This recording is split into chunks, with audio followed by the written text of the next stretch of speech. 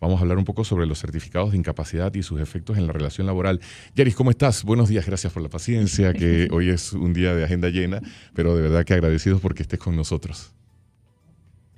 Buenos días, John. Buenos días a todos los radioescuchas. No, más bien, muchísimas gracias a ustedes por abrirnos las puertas para hablar de un tema que de alguna manera ha generado preocupación por muchísimos años, tanto para empresas como para la Administración de Justicia, y es la emisión de certificados de incapacidad sin una justificación real. Claro, ¿qué dice el código de trabajo? ¿Hay un tope en cuanto a cuántas horas, días? Porque a veces entre la broma y el en serio en los pasillos de la oficina se habla de eso, no, es que tengo acumulado, pero en realidad, ¿qué dice el código de trabajo? ¿Cómo lo valida? Sí, correcto. El Código de Trabajo lo que dispone es que las empresas están obligadas a pagar las incapacidades de sus trabajadores, pero con un límite. El límite es de hasta 18 días al año y esto pues se puede acumular incluso hasta 36 días si tienes una persona que tiene contigo 2 años de estar laborando. Entonces el máximo que estaría obligado una empresa a pagarle a un trabajador por motivo de una incapacidad es hasta 36 días de incapacidad si es una persona pues que ha trabajado 2 años o más con una empresa. Y ese pago se tiene que realizar al 100%, o sea, como si estuviera laborando la persona, siempre que la persona presente la justificación de la ausencia con una incapacidad que reúna los requisitos de ley. Cuando hablamos... Lastimosamente, Ajá. y disculpa, lastimosamente, pues en Panamá es fácil conseguir un certificado de incapacidad sin que la persona necesariamente tenga una situación de salud. Y esa es la preocupación, y ese es el motivo por el cual se ha emitido un nuevo decreto, que el MINSA ha emitido un nuevo decreto donde se regula un procedimiento para la verificación de los certificados de incapacidad.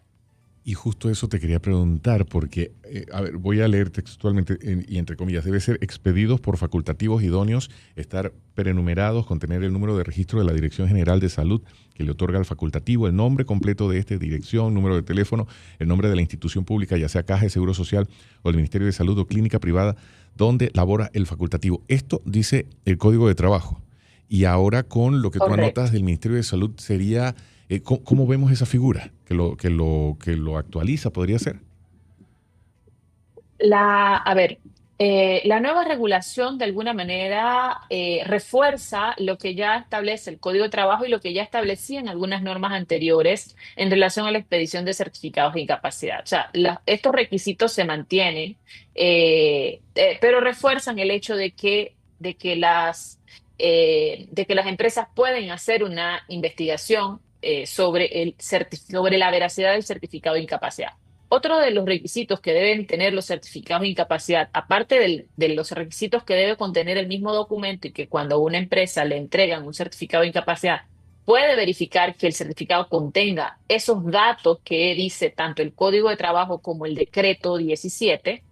Aparte de eso, el médico que emitió el certificado de incapacidad debe registrar en el historial clínico del paciente la atención médica, o sea, la fecha, la atención médica, debe incluso indicar el diagnóstico en ese historial clínico, en el expediente del paciente que queda en la clínica, y debe quedarse igualmente una copia del certificado de incapacidad que fue emitido.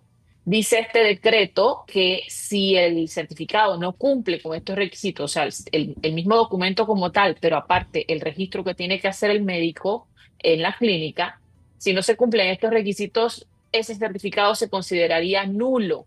¿Qué involucra esto para un trabajador, por ejemplo? Uno, que no estaría realmente justificando una ausencia, pero más allá de eso, incluso la persona podría ser despedida con causa justificada. Cuando Wow. hablamos de causa justificada, significa que la persona no va a recibir una indemnización por motivo de ese despido. Entonces, definitivamente es sumamente importante que, pues, uno, que cuando se acude a un médico y se recibe una incapacidad, sea efectivamente por una situación de salud y, por supuesto, los médicos que deben tener mayor cuidado, especialmente con esta regulación, ya que se facilita con este decreto, se facilita la verificación de los certificados de incapacidad que se emiten. A mí me gusta preguntar, poniéndome en el lugar de los oyentes, y para que no haya dudas, si yo presento una incapacidad y en la oficina me dicen, emitida por una clínica privada, es que solamente recibimos las que sean emitidas en el sistema de salud pública. ¿Es válido?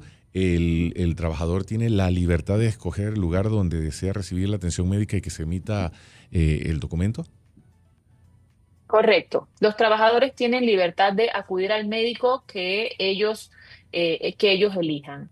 En Panamá son válidos los certificados de incapacidad emitidos tanto por clínicas privadas como por instituciones públicas. Así que el empleador no podría obligar a un trabajador a atenderse en una clínica en particular. Por supuesto, hay muchas empresas que ofrecen beneficios a los trabajadores en el sentido de incluso tener clínicas internas, pero es voluntario del trabajador si quiere atenderse en esa clínica interna o probablemente una clínica que la empresa ha designado para sus trabajadores y que no les cueste nada a sus trabajadores, o ir pues a otro médico de confianza. Después que si se emiten certificados, lo que hay que hacer es que el certificado cumpla con los requisitos de ley.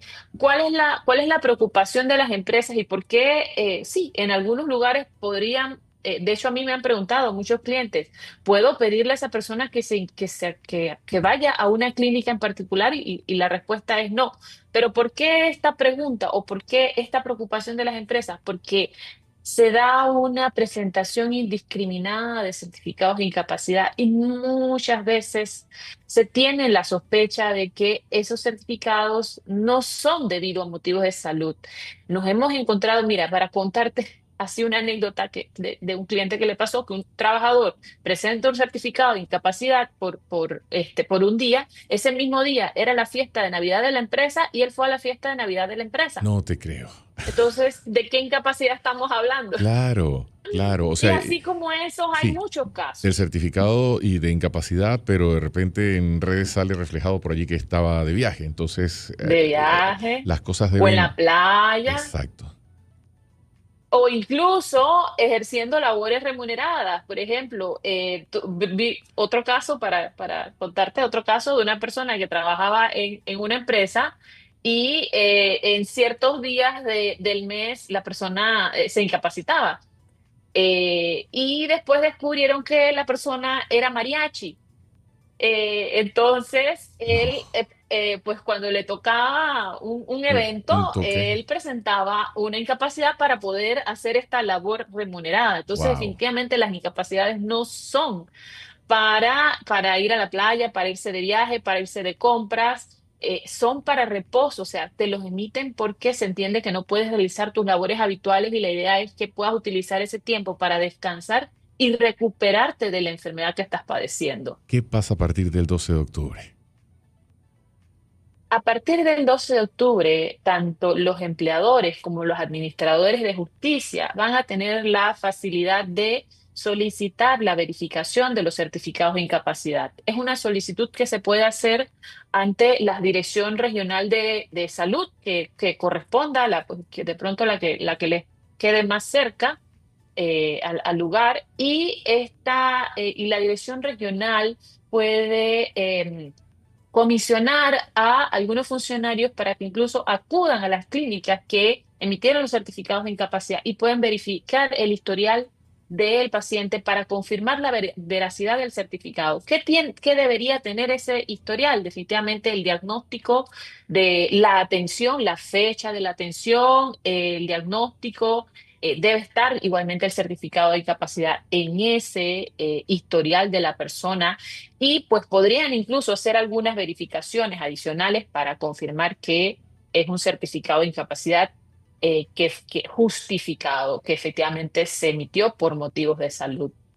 Este es un tema personalizado porque cada organización, cada empresa tiene sus propias características. Si alguien en este momento está escuchando y necesita asesoría y se quiere contactar a Jeris porque nos están pasando una de esas situaciones, algunas parecidas a las que acaba de enumerar como ejemplo, ¿cómo hacen? ¿Hay un correo electrónico? ¿Cuál debería ser el protocolo a seguir?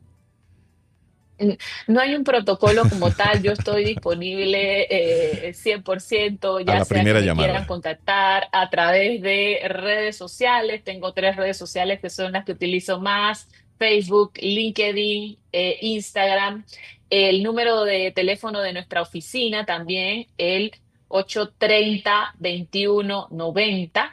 830-2190. Con mucho gusto podemos brindarle asesoría sobre este tema y cualquier otro tema laboral que tengan. Yeris, nosotros te agradecemos que empecemos la semana haciendo docencia sobre estos temas, sobre todo porque ella es muy precisa, directa al grano, y sobre todo hablando de los certificados de incapacidad y sus efectos en la relación laboral. Cuando quieras regresar junto con el equipo de BDS Asesores, bienvenidos y de verdad que agradecidos.